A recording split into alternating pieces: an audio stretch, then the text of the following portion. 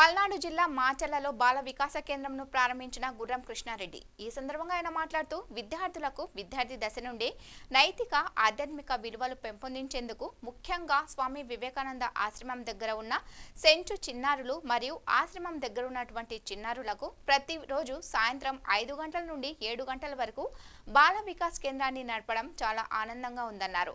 చిన్నారుల్లో విద్యతో పాటు క్రమశిక్షణ దేశభక్తి పెంపొందించాలంటే ఇలాంటి బాల వికాస్ కేంద్రాలు చాలా అవసరమని ప్రతి ఒక్కరూ గుర్తుంచుకొని ఈ బాల వికాస్ కేంద్రానికి సహాయ సహకారాలు అందజేయాలని కృష్ణారెడ్డి కోరారు.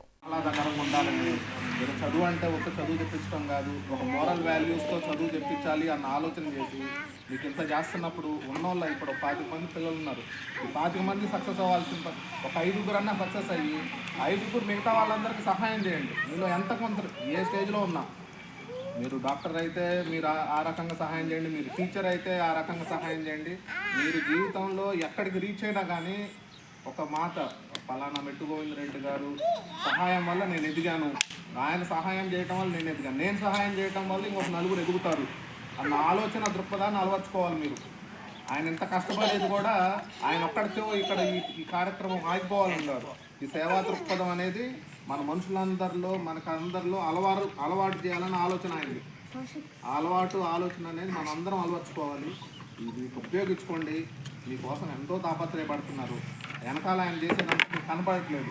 ఆయన కానీ పాపిరెడ్డి కరుణాని గారని ఎంతోమంది గడపలు ఎత్తుతున్నారు, ఎంతోమంది బిల్డింగ్ ఆఫీసులకు వెళ్తున్నారు, ప్రాధాయపడుతున్నారు. ఎవరి కోసం? వాళ్ళ కోసం కాదు. ఇప్పుడు కూడా అందరి ముందు ఎందుకు వాళ్ళు ప్రాధాయపడుతుంది? ఒక షెడ్ కట్టించమని. ఎవరి గురించి? వాళ్ళు ఉండటానికి కాదు, వాళ్ళకి ఇల్లు లేవా? ఏసీలు ఉండే ఇల్లులు ఉన్నాయి. ఎందుకోసం? వర్షాలు పడితే మీరు తడవకుండా, మీరు చదువు ఆపకుండా ఉండాలని చెప్పి ఇంత మంచి ఆలోచన చేస్తున్న వ్యక్తులు దొరకటం మీకు నిజంగా అదృష్టం. ఇట్లాంటి ఈ అదృష్టాన్ని మీకే కాకుండా నువ్వు 4 పిల్లలకి మీకు తెలిసిన వాళ్ళకి ఏమన్నా చేర్చగలిగితే అది కూడా ఇంకా మీకు పుణ్యమే కానీ తక్కువ కాదు. ఎందుకంటే ఏ సహాయం ఎవరికి జీవితంలో ఎంతవరకు తీసుకెళ్తుందో ఎవరూ చెప్పలేం. మనం చేసే చిన్న సహాయం అవ్వచ్చు.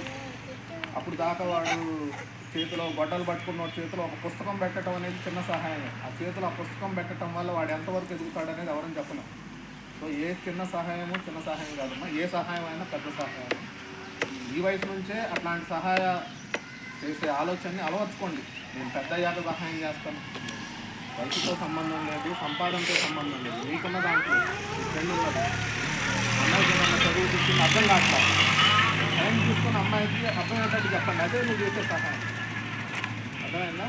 అది లేదు, తనకి ఏదైనా ఇబ్బంది అవుతుంది, ఇప్పటి నుంచే పక్కన అమ్మాయితో మాట్లాడేదాని సహాయం.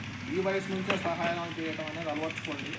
మీరందరూ మంచిగా ఎదిగి మంచిగా సెటిల్ అయ్యి ఈ ఆశ్రమానికి ఇంకా పేరు తెచ్చి ఇది ఇక్కడితో ఆగకూడదు. ఇంకా పెద్దదైపోయి 25 మంది 250 మంది అవ్వాలి, 2000 మంది అవ్వాలి. ఈ ఆశ్రమం ద్వారా మీరు ఎదిగి మంచిగా సెటిల్ అయ్యి ఇట్లాంటి ఎంతోమందికి సహాయం చేయాలి.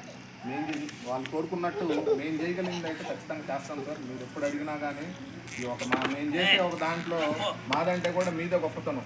ఒక పావులు ఇవ్వడానికి, రూపాయి ఇవ్వడానికి మేము ఎప్పుడు ఆలోచించాం, కానీ దాన్ని కరెక్ట్గా వాడే ఆలోచన వ్యక్తులు ఉండటం అనేది మీలాంటి వాళ్ళు ఉన్నంత వరకు ఖచ్చితంగా నేను చేయగలిగిన సహాయం నేను చేస్తానని మీ అందరి ముఖంగా నేను చేస్తున్నాను. సహాయం మంచి కార్యక్రమం చేసినందుకు ప్రధానమంత్రి గారు, అందరికీ కూడా కృతజ్ఞతలు. Thank you very much.